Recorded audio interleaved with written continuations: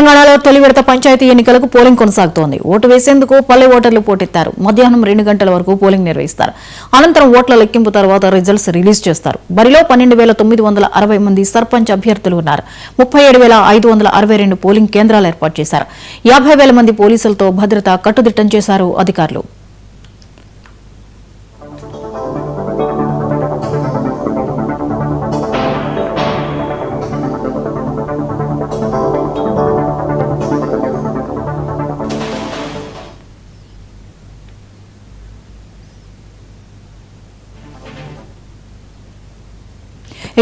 మరిన్ని అప్డేట్స్ ని అందించడానికి మా ప్రతినిధి శ్రీధర్ లైవ్ లో సిద్ధంగా ఉన్నారు. శ్రీధర్, పంచాయతీ ఎన్నికల పూర్వ అయితే మొదలైంది. ఎన్నికల కేంద్రాల వద్ద పరిస్థితి ఏంటి? ఏర్పాట్లు ఎలా ఉన్నాయి?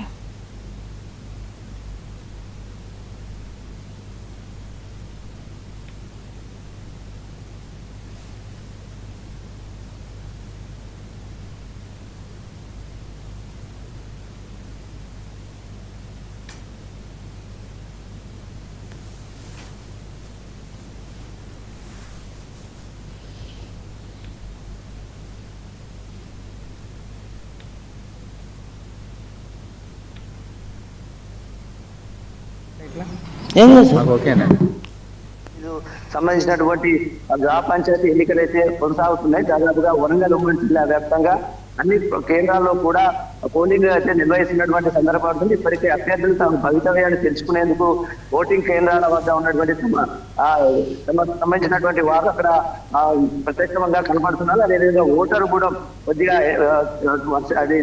ఇది చలి తీవ్రత నేపథ్యంలో ఓటర్లు కూడా కొద్దిగా మందపొడిగా సాగుతున్నట్టుగా తెలుస్తుంది. ఇక వరంగల్ ఉమ్మడి జిల్లా వ్యాప్తంగా చూసుకుంటే దాదాపుగా 555 పోలింగ్ సెంటర్ల వద్ద దాదాపుగా పోలింగ్ బూత్ల వద్ద అయితే అటు పోలీస్ యంత్రాంగం అంటే అప్రమత్తమని చెప్పుకోవచ్చు. అటు ఆర్ఓలతో పాటు ఏఆర్ఓలు పిఆర్ఓలు పూర్తి స్థాయిలో తమ విధులను నిర్వర్తిస్తున్నటువంటి సందర్భం జరుగుతుంది. ముఖ్యంగా గ్రామ పంచాయతీకి సంబంధించిన అంశంలో అక్కడ ఉన్నటువంటి గ్రామ సర్పంచ్ అయితే గులాబీ కలరు బ్యాలెట్ పేపర్లు ఏర్పాటు చేశారు. అదేవిధంగా వార్డు సంబంధించినటువంటి మెంబర్లకు వైట్ పేపర్లను ఏర్పాటు చేసినటువంటి సందర్భం జరుగుతుంది.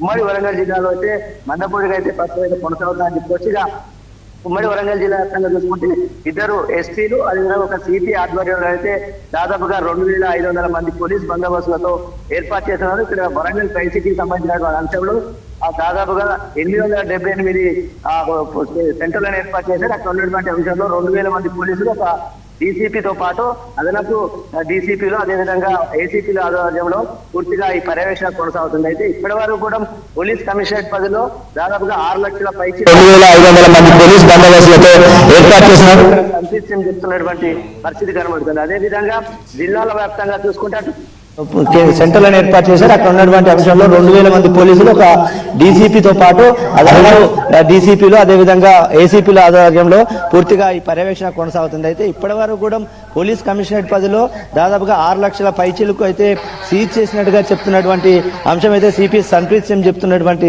పరిస్థితి కనబడుతుంది. అదేవిధంగా జిల్లాల వ్యాప్తంగా చూసుకుంటే అటు మహబాద్ జిల్లా నుంచి ఇటు ములుగు జిల్లా వరకు పోలీస్ అధికార యంత్రాంగం కూడా పూర్తి స్థాయిలో అప్రమత్తమయ్యారు. ఇప్పటికే పోలింగ్ కేంద్రాల వద్ద చేరుకునేటువంటి ఎవరైతే ఓటర్లు ఉన్నారో వారందరికీ కూడా అన్ని ఏర్పాట్లు చేశామని చెప్పేసి అధికారులు చెప్తున్నారు. ఇక జిల్లా కలెక్టర్లు తమ కోఆర్డినేషన్ చేసుకుంటూ ఎన్నికల అధికారిగా వ్యవహరిస్తున్నటువంటి జిల్లా కలెక్టర్లతో పాటు అక్కడ ఏపీఓలు పూర్తి స్థాయిలో అక్కడికి చేరుకుంటున్నారు. అదేవిధంగా ఎవరైతే వికలాంగులు ఉన్నారో వృద్ధులు ఉన్నారో ఓటు వేసుకునేటువంటి వీలు కాని వారికి అయితే ప్రత్యేక ఏర్పాట్లు కూడా చేసినట్టుగా చెప్తున్నటువంటి అంశం కనబడుతుంది. వరంగల్ ఉమ్మడి జిల్లా వ్యాప్తంగా దాదాపుగా 555 పోలింగ్ సెంటర్ సర్పంచ్లకు గాను ఇక్కడ అయితే ఎన్నికలు కొనసాగుతున్నాయి. దాంతో పాటు వార్డు మెంబర్లకు సంబంధించినటువంటి అంశంలో కూడా పూర్తి స్థాయిలో ఎన్నికల ప్రక్రియ కొనసాగుతుంది. ఇప్పటికే 54 గ్రామ సర్పంచ్లు అయితే పూర్తిగా ఏకగ్రీవంగా ఎన్నుకోబడినటువంటి అంశం కూడా ఉంది. దీనికి సంబంధించిన విషయంలో కాసేపటి క్రితమే వరంగల్ మాజీ ఎమ్మెల్యే ఎర్రబెల్లి ప్రదీప్ రావు, ఎర్రబెల్లి దయాకర్ రావు తన ఓటు హక్కును కూడా వేయించుకున్నాడు. పర్వతగిరి తన సొంతూరులో ఉన్నటువంటి జెడ్పీపీ హై స్కూల్లో ఏర్పాటు చేసినటువంటి పోలింగ్ బూత్ వద్దకు చేరుకొని అక్కడ తమ ఓటు హక్కును కూడా వినియోగించుకున్నారు. ఇంకా ప్రముఖులు కూడా అదేవిధంగా మాజీ నేతలు అదేవిధంగా తాజా నేతలు కూడా ఓటింగ్ పోలింగ్ ప్రాంతానికి చేరుకొని తమ ఓటు హక్కు వినియోగించుకునే చేసుకునేకైతే ప్రయత్నాలు కొనిస్తున్నారు. ఇక ఒకవైపు తన గెలుపు కోసం భవితవ్య కోసం గెలుపు బాట కోసం ఎవరైతే అభ్యర్థులు ఉన్నారో వారు వేచి చూస్తున్నటువంటి సమయం 2 గంటల తర్వాత ముగియబోతుంది. 2 గంటల నుంచి కౌంటింగ్ ప్రక్రియ కూడా ప్రారంభించేటువంటి పరిస్థితి కొనసాగుతుంది. దీంతో అభ్యర్థులు కూడా తమ భవితవ్య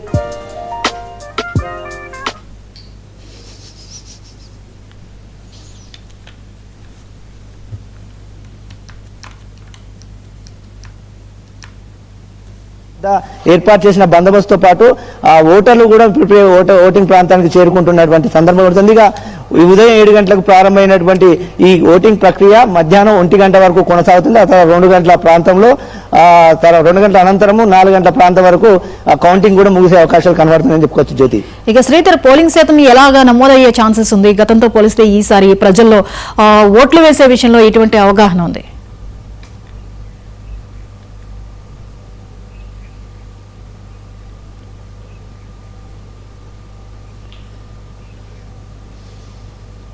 శ్రీధర్, ప్రజలు తమ ఓటు హక్కుని నమోదు చేసుకునే విషయంలో ప్రజల ఆసక్తి ఎలా ఉంది? గతంతో పోలిస్తే ఈసారి ఇంకాస్త ఎక్కువ నమోదయ్యే ఛాన్సెస్ ఉందా, లేకపోతే వాతావరణ ప్రభావం, చలి తీవ్రత అది పోలింగ్ శాతం మీద ఏమైనా ప్రభావం చూపుతుందా?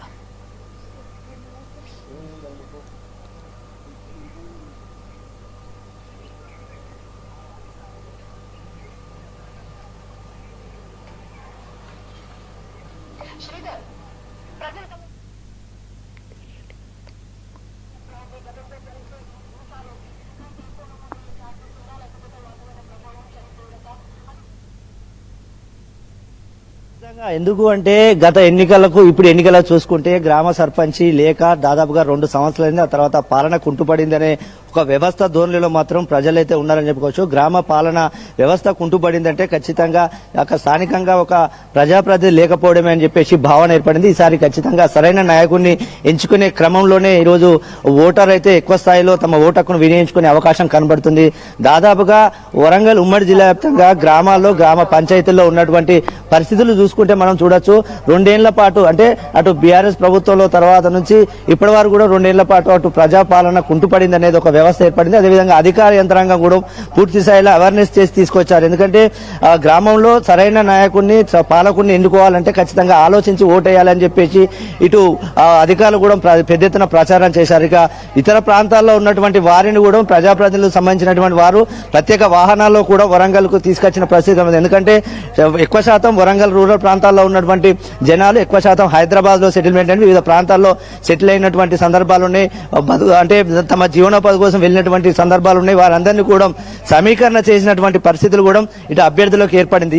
కాబట్టి ఈసారి తమ ఓటు హక్కును వినియోగించుకునే కాకుండా పెద్ద ఎత్తున ఓటింగ్ శాతం ఏర్పడే అవకాశం కనబడుతుంది. దాంతో పాటు ఇటు ప్రలోభాలకు అంటే ముఖ్యంగా ప్రలోభాలకు ఇచ్చినటువంటి సందర్భాలు కూడా వరంగల్లో కొంచెం ఎక్కువగా కొనసాగింది. దాంతో ఈసారి ఓటింగ్ శాతం పెరిగే అవకాశం అయితే కనబడుతుంది. దానికి తోడు సరైన నాయకుడిని ఎన్నుకునే యోచనలో మాత్రం వరంగల్లో ఓటర్ నాయకుడు ఉన్నాడని చెప్పుకోవచ్చు మనం. జ్యోతి, రైట్, థ్యాంక్ యూ శ్రీధర్.